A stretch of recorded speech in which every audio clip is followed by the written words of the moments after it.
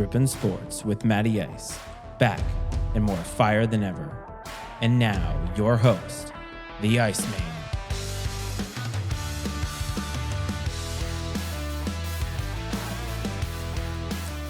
What is up, everyone? Welcome back to another week of Drippin' Sports with Matty Ice. I am your host, Matty Ice, and this is the 4th episode back. It's awesome to be back, but I want to start the show with a little bit of an announcement. This is the last episode that you will hear of Drippin' Sports with me as the primary host. That doesn't mean that I'm leaving the show, but when I brought the show back, I really wasn't sure what I wanted to do with it. I knew that I wanted to talk sports. I knew that I wanted to resurrect something that I had genuinely liked, that it had a great following. You all had made this show what it was, but I wanted a new direction, and I knew that in time, that direction would present itself.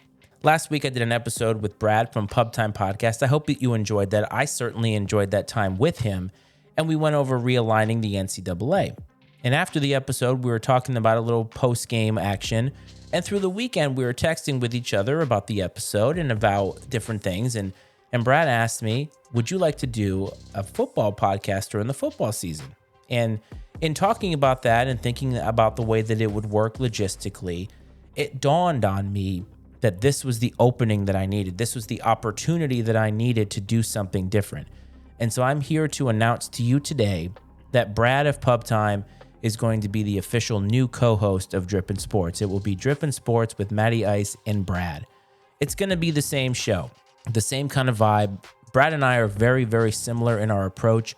We really want to get in between the lines and dig into the larger picture around sports, because I think what happens on the field is secondary to so many of the other narratives. And we want to do that. We want to bring that to you. Next week will be the first official episode with me and Brad at the helm, and we're going to be with you throughout the entirety of the football season. At the end of football, after the Super Bowl, we're going to think about where to go with the show from there, how we want to do things. Maybe Brad is only on during football, but for the time being, we're going to have a great time with this, and I hope that you enjoy it. This is an evolution of the show, taking Drippin' Sports to another level, and I would appreciate your support in welcoming Brad to the show next week, and I can't wait. So in the world of sports right now, what is going on? In this last episode, I saw a few things that really piqued my interest. Of course, we had the trade deadline in baseball. Preseason football is here, but I want to start the show talking about two athletes that retired or announced their retirement, Serena Williams and Sue Bird. I would assume most people listening to the show have heard both of those names. If you don't know who Serena is just by first name alone, then maybe you just haven't been paying attention. But Serena Williams is a tennis player. She just turned 40 years old, and she decided after the U.S. Open that she is going to retire. She doesn't like the word retirement, but she wants to hang it up. And it got me to thinking about Serena Williams and her legacy. So much, or so often, whenever an athlete dies, especially a prominent athlete like Serena Williams, we generally tend to think about their legacy. Bill Russell, a couple of weeks ago, I did a whole episode on Bill Russell's legacy and even likened it to Deshaun Watson. And to compare, this is what legacies are, the dichotomy of their legacies. Serena Williams, in my mind, is going to leave a lasting legacy. She's already left a lasting legacy, but now that she is gone forever, what does it mean to the sport going forward? I think in order to think about her legacy, you have to look at her past. And I think when Serena comes up, she needs to be discussed among the greatest of all time. Not the greatest female tennis player of all time, but one of the greatest of all time. One of the greatest winners, competitors, athletes we've ever seen. In my opinion, we are long past the time where we need to caveat when women do great things. It happens in WWE a lot where they say the best female blah, blah, blah, the historic first female whatever. It shouldn't be historic because it's the first, because it took so damn long. But let's look at Serena's past, and I want you to think about this. Majors. In a sport like tennis, where it is an individual sport, majors matter. Same thing as golf. We look at how many majors a player has won to quantify their greatness.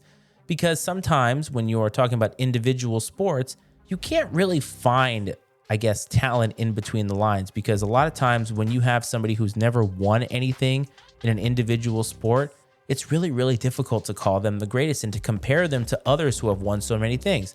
Think about somebody on the PGA Tour right now and say they're just as good as Tiger. Tiger has what, 20 majors, and somebody has 0. It's a comparison. I think it's a fair comparison. And it happens a lot in sports. But majors, there's 4 of them just the way that there are in golf, but there are 4 tennis majors. Now, you got to think to yourself, these are hard to do because they have preliminary rounds and then they have the elimination round. So you're playing a lot of tennis to win these majors.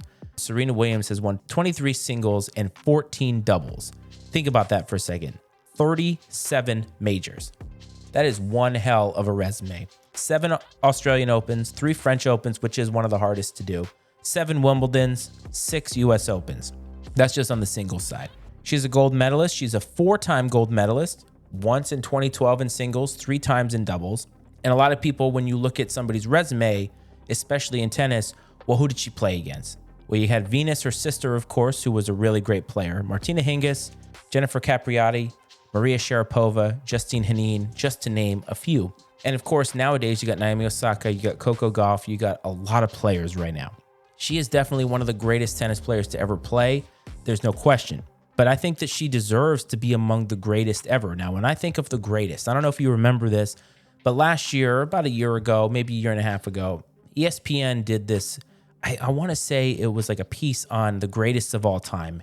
And they had this visual up there. It was an animated visual of the jerseys and sort of caricatures in a way, more realistic caricatures of players who they considered to be the greatest. And there were a lot of omissions, ironically, a lot of female omissions. Simone Biles was not on this. When you think about greatness, those names should snap into your head. Jordan, Jerry Rice, Tom Brady, Bill Russell, Wayne Gretzky, Babe Ruth. These are all greats. We consider these people the greatest in their sport, some of the greatest to ever play. And Serena Williams 100% deserves to be in that. If there was something greater than the Hall of Fame, if there was the Hall of Greatest, Serena Williams would be in that hall. 110%. Hard stop. There's no way that you can convince me that she wouldn't be there with all those guys. And it doesn't matter that she was a woman. It doesn't matter that the way that they play tennis is different. She endured through multiple generations. She saw the young people coming up 10 years ago. You got to remember, Serena started in the late 90s, won one of her first majors in like 1999. She has endured all of the young up-and-comers, and that's the thing that's the hardest to do. When you're in a singular sport and people are coming for you, when you win majors, you're the greatest, you have a target on your back. The young guns want what you have, and she stomped them all down. She continued to thrive to the point that she is one of the greatest athletes of our generation. And I think that she needs to be recognized as such. The sport is going to miss her for many reasons.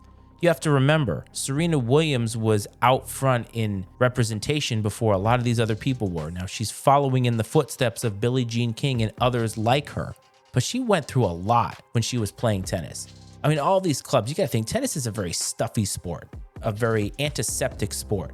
And for a black woman to look the way that she does, dress the way that she does, and be unapologetically who she was, really went anti the establishment of tennis.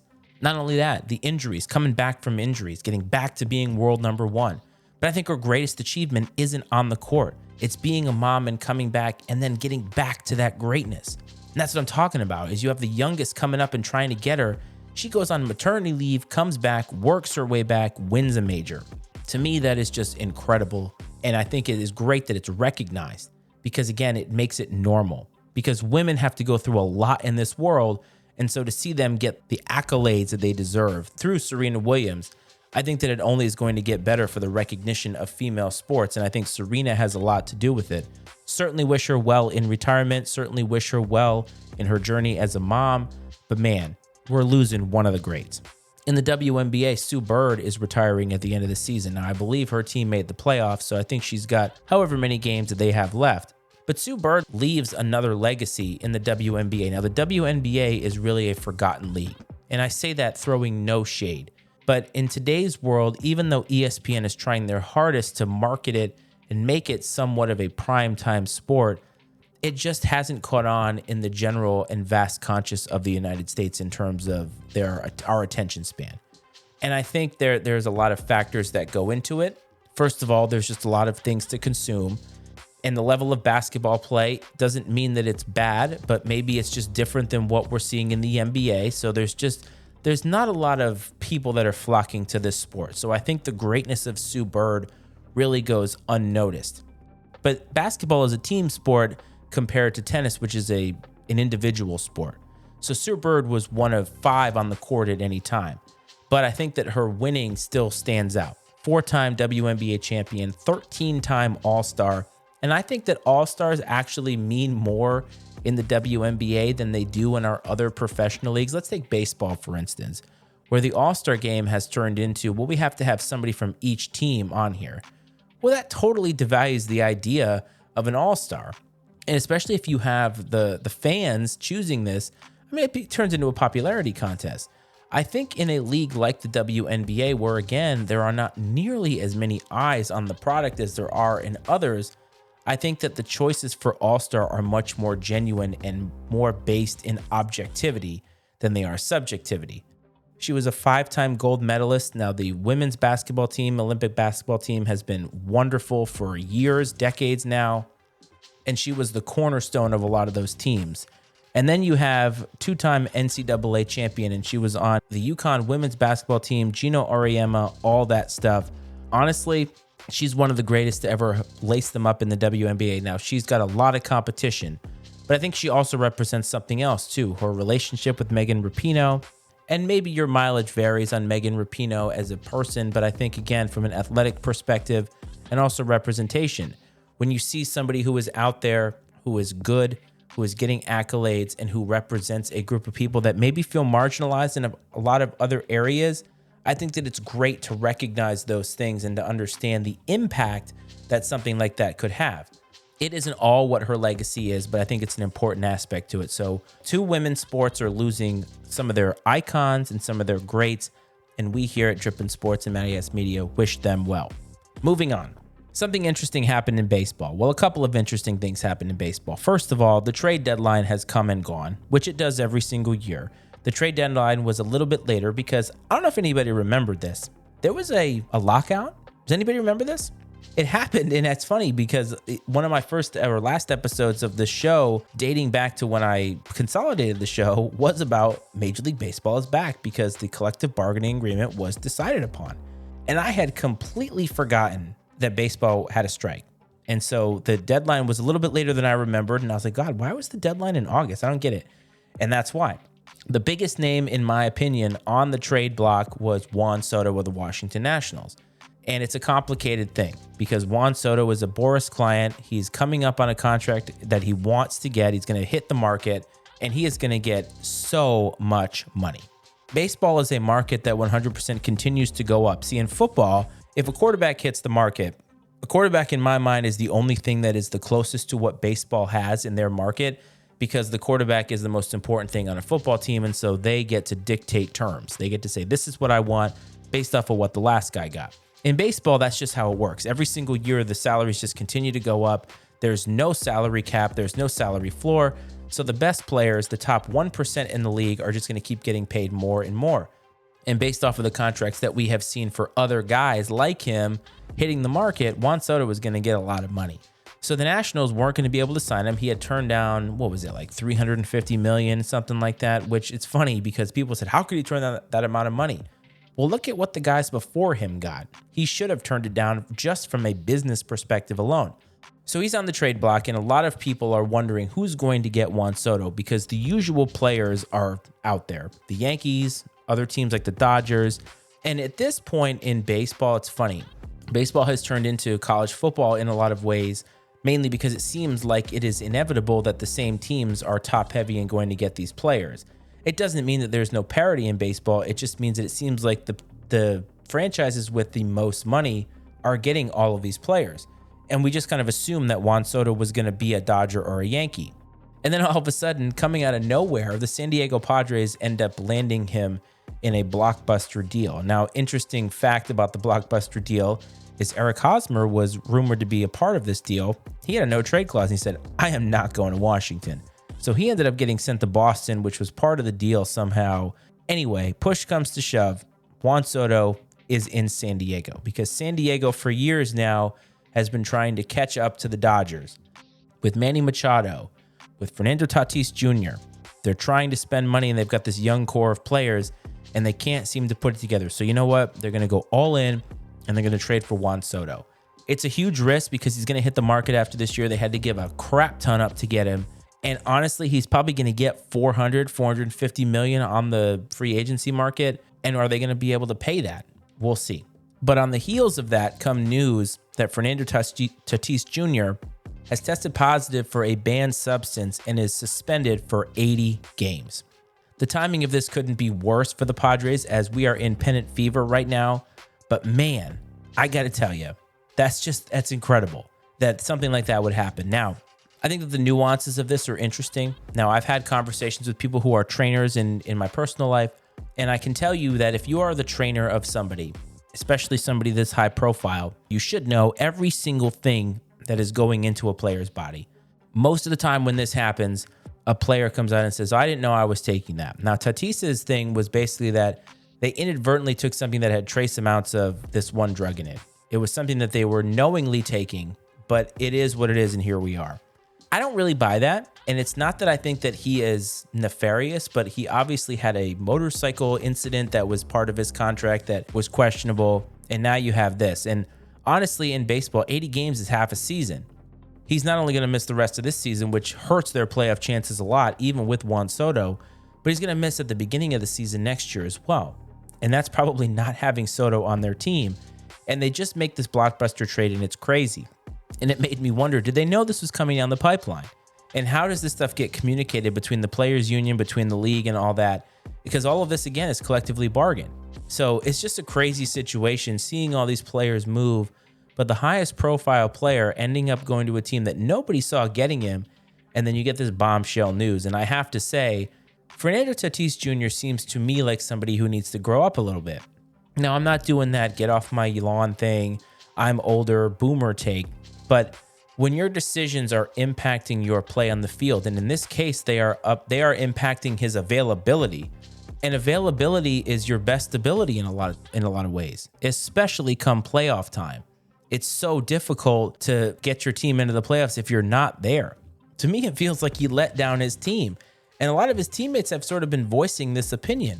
Now, Fernando Tatis just signed a huge 13-year deal. So he is set. The team's not going to get rid of him. The team is not going to release him. They have invested too much money in him. But they went all in for the rest of the season to catch the Dodgers, and now they're going to have to do it without him. And I'm not sure how much he actually really cares about that. I mean, he obviously cares because of his bottom line, but he's left the team at a detriment. And I've seen a lot of back and forth about, well, Dominican players have it worse and all this other stuff. Fernando Tatis's dad played baseball. He should know. People need to be watching out for these players, but ultimately, in the end, the player needs to be the most responsible. And if you're hiring people as a part of your team, those people need to be spot on in knowing what is happening. It's kind of like the Denver Broncos player a couple years back who was working out at a Gold's Gym, hurt himself, and voided a year of his contract. Because in the contract, it stated if he got hurt not on team facilities, that it was something that could void the contract. And this is a non-guaranteed sport. Where were people telling him that he shouldn't be doing that? And the same thing for Tatis. How do they not know every single little thing that is going into his body? To me, it's not really about whether he's Dominican or not. To me, it's about the fact that you should know. You should take accountability and responsibility. And unfortunately now, 80 games, he's gone. So I don't think the Padres have any shot. I still think the Soto trade was a risk, but a risk worthwhile if you have this core together. And now they don't have it. So I think that this trade now looks, almost desperate. I mean, they could have went the rest of the year and not had Juan Soto and had all of those farm players in their system, and I think been set up better for the future. Now they're not going to have that. The other thing that is happening right now is preseason football has started. And I have a hot take for you. And this is as we get out closing the show here. I don't like preseason football. I don't watch it. I don't care for it. And I could care less what anybody thinks about what happens in the preseason. Talk to me in the regular season. It's not that the preseason is useless. It's just from a viewer standpoint, to me as a fan, I don't really care. I don't consume my sports in that way anymore. I don't consume my football in that way to the point that I need to be obsessively in the know about everything that happens with my sports teams. A handful of years back, my dad was like, hey, did you watch the Patriots game? It was preseason. I said, absolutely not. And he was like, why? I'm like, why would I watch the preseason? It's one of the most useless things in the world. And he's like, don't you want to know who's going to make the team? And I'm like, I'll find out in week 1 when the games actually matter. That's when I want to tune in. But the preseason does a lot of different things. So I want to talk about very, very quickly, rat-a-tat-tat, a few things. Lamar Jackson is up for a contract. The Ravens and he are negotiating, but will stop negotiating when the regular season starts. I have to tell you, Lamar going into this season without a contract, huge risk, especially the way that he plays football. He's a mobile guy. The injury risk is a lot higher. And man, players are gunning for him. He's not really set up in any kind of way. He seems to be okay with it. He doesn't seem to be upset with the organization. And again, their starting point is the next guy. And I think when you look at Jimmy Haslam and the Browns, they totally messed up the market for quarterbacks. They totally messed up the market for free agency in general. And so if you're Lamar's camp, you're like, hey, we're starting back where this guy, a serial assaulter, got a $240 million guaranteed contract. That's our starting position. So I think that that's a risk. And again, we talked about injury, not just in the regular season, but it happens in the preseason. And if you're a Jets fan right now, you are breathing somewhat of a sigh of relief because Zach Wilson looked to have had his ACL torn and be out for the season, and he's going to be out only 2 to 4 weeks due to a meniscus tear. Now, it was on a scramble and a run in the preseason. You don't want your guys taking those kinds of risks. It's already risky enough in the regular season, and the Jets were staring at Joe Flacco for the whole season, and now they're only going to get Joe Flacco for 2 to 4 games. Can they withstand that, though? The Jets don't really have the firepower, especially in a very loaded division and a loaded conference, to be able to withstand a 1-3 start. And they were probably staring at that with Zach Wilson, but now without him, I don't know, a 39-year-old Joe Flacco, it's a risky proposition. Sticking with that same division, the New England Patriots had their first preseason game. And to me, what I was looking for here was what the offensive coordinator situation was going to look like, because you have Joe Judge and Matt Patricia, two guys who failed at head coaching jobs, came back to the Patriots, an organization that they worked with. So these are people that are familiar with each other. And I do think that familiarity helps out a little bit. But we're talking about Joe Judge, who hasn't called plays since, high school? Special teams guy when he was with the Patriots. Didn't do a great job with Daniel Jones in that offense in New York. Matt Patricia comes back. He was the defensive coordinator on some Super Bowl winning teams for the Patriots. And these guys kind of come back with their tails between their legs a little bit, but they're getting handed the keys to a second year of Mac Jones, who had a great rookie campaign. Nothing overly spectacular, but it was overly solid to the point that was a 10-win team. So you're handed something that is relatively exciting, but they have to revamp everything. Josh McDaniels being out for the first time in years, get a head coaching job with Vegas, and this is new. They're revamping the terminology, they're revamping the plays, and you wanted to see what that was going to look like. And honestly, what we've seen in camp and what we've seen in the game, I think it's a little bit problematic. I think they have a lot of kinks to work out. And it doesn't matter what the outcome is. You want to see what happens in between. And I think that it's interesting to see that I'm not sure they really know what they're doing yet. But they've got a few games to figure it out. And I think Bill Belichick, he's the greatest coach of all time. Got to give him the benefit of the doubt. The other thing that's been making news is Tom Brady again. And he's out for a personal reason, which is basically a vacation. And it is what it is. When you're a 7-time Super Bowl champion, you come back to a team that you really didn't want to come back to, apparently, as we found out. Remember those tampering things that we talked about, or I've talked about before? The super tampering or rampant tampering, whatever it was. Tom Brady wanted to be a Dolphin. He wanted to be an executive and a player for the Dolphins and weasel his way out of Tampa. And it didn't work out that way. He retired, but really was saying goodbye to Tampa. And then what happened is he couldn't make it work what he wanted to work because Brian Flores sued the NFL and the Dolphins for racism. And so what happened? Bruce Arians took the fall. Bruce Arians got fired so that Tom Brady could come back, because basically Tom's like, hey, look, if I got to come back, that guy ain't coming back with me. So Tom Brady ends up getting preferential treatment. And the funny part is Antonio Brown has been on Twitter talking about this. And I have to say that Antonio Brown is one of those people, he's kind of like Donald Trump, where he's difficult to sympathize with because of his behavior. But in this case, I do think it's interesting that he's going back to that incident at the Jets last year where he walked off the field. There were differing stories, and you had to believe some of what he had to say. But he's out here pointing out things about Tom Brady and saying, hey, look at how he can manipulate the situation. And he gets 7 days off. Look what happened to me, and I was hurt. I think it's interesting to watch, and I'm wondering if at some point Antonio Brown's story is going to be corroborated. We shall see, but I think it's interesting that Brady's going to take some time off in the preseason, and I guess he's earned it. What are the Bucs going to look like this year? We're not actually going to know until week 1, unfortunately. Last thing about the preseason, false hope and weird narratives. ESPN, I guess they have to make content now because football's on and they're contractually obligated to do it and blah, blah, blah, blah, blah, blah, blah, blah, blah. But they've been throwing this stat out that the Baltimore Ravens have now won 22 straight preseason games. How many Super Bowls have they won in that time period? The answer is 0. So it doesn't really matter. The 0-16 Detroit Lions, who ended up going 0-16 in the regular season, were 4-0 in the preseason. It doesn't matter. What you do in the preseason doesn't matter. And so touting these stats out, and people are overreacting like crazy right now. One guy makes one great throw at camp or one bad throw at camp. Trayvon Diggs is getting burned in camp. Man, this is camp. That's when you work out that stuff and you get your continuity down. And honestly, I think the overreaction is ridiculous on all fronts. And it makes the preseason that much less desirable for me to watch. And that's why I rag on it and have these hot takes, because it's so dumb. Like, just let the season play out. Things are going to happen in the preseason. Injuries are one thing. You get a definitive sense of injury there. You get a definitive sense of what it means. Like, if you lose your quarterback in the preseason, you know what your season outcome is going to look like. Your season is pretty much in the tubes and you know it. But I think in other ways, you just have to let things play out and we will see how they work. These guys got to make the team.